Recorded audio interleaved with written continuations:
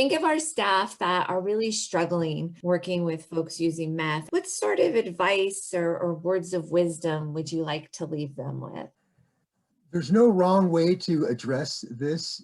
And, we all to some degree are improvising with every client.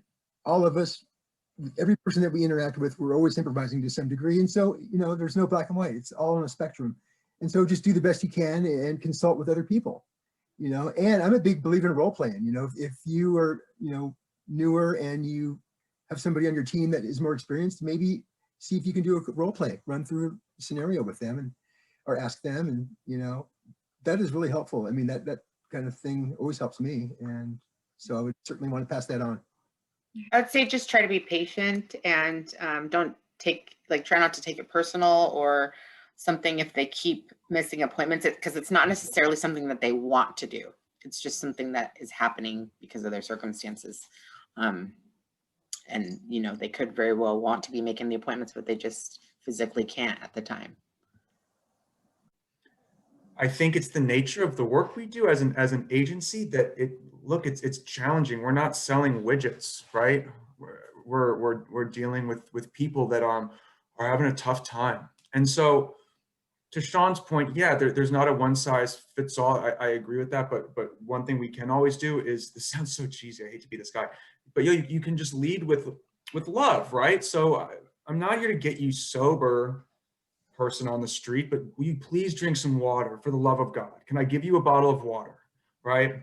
And especially if you're a staff member that's unfamiliar with how this works, if you see somebody that seems like they're having a tough time and they can't sit still and they're covered in abscesses, they might be using crystal meth.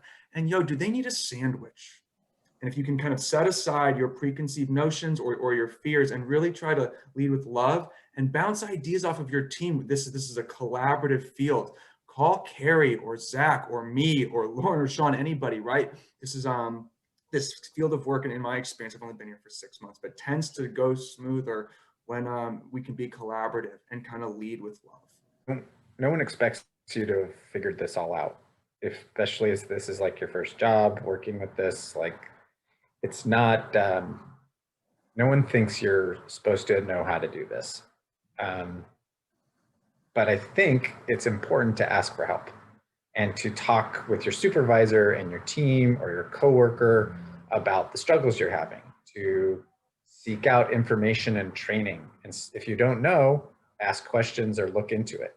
I think particularly with people who use drugs, but meth in particular, there's a lot of research out there that's pretty digestible about how serious of a drug this is and how much it affects people. And it can be very frustrating to work with somebody. And when I'm feeling frustrated, I try to find the thing that I can be empathetic about.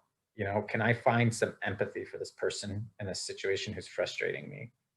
And if you understand this is not the person that they were born into this world as, that this is like this thing that is going on with them, and that they're a human being and in process of, on a journey somewhere. I just think you like Chase said, and like Lauren said, and like Sean said, we got to find the thing that you can latch onto with them, and not be afraid to ask questions. I'm a big believer though that if you are not really comfortable with the idea that people might be using drugs and drinking and getting into housing and getting services, and you don't agree with that, and you're here because you're trying to get everyone sober, this is probably going to drive you crazy. And you're going to feel real frustrated if your expectations for clients are that they're all going to clean up their acts and everything's going to be perfect. So I try to have realistic ideas of what success looks like. And sometimes success is somebody taking a bottle of water who usually runs away from you or walks the other way. And you got to hold on to that stuff in this work, because this is a very, very challenging population to work with. One of the best things that you can do for the folks that we're serving, regardless of substance use, so whatever it is, whatever they're struggling with, whatever they're going through, one of the things that we can do is to hold hope for people, right? A lot of times they don't have hope for themselves, and we need to hold on to it for them. until they can find that hope for themselves. To view the full discussion, visit the Harm Reduction SharePoint page and the Learning Department's Harm Reduction playlist on YouTube.